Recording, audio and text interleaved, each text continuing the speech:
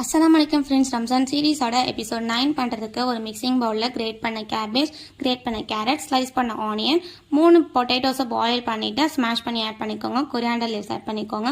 அடுத்து 3 எக்கை பாயில் பண்ணிவிட்டு கிரேட் பண்ணி இது கூட ஆட் பண்ணிடுங்க.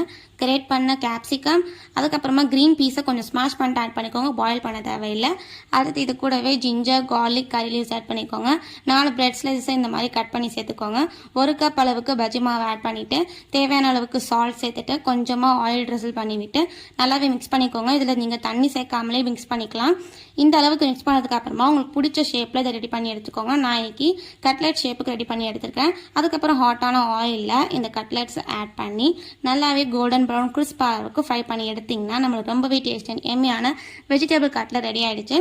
ஸோ இந்த ஸ்நாக்ஸ் ரெசிபியை ட்ரை பண்ணி பார்த்துட்டு உங்கள் ஃபீட்பேக்கை எனக்கு கமெண்ட் பாக்ஸில் கமெண்ட் பண்ணி நம்ம இதன் சேனலை சப்ஸ்கிரைப் பண்ணிக்கோங்க. தேங்க்யூ ஃப்ரெண்ட்ஸ், தேங்க்ஸ் ஃபார் வாட்சிங்.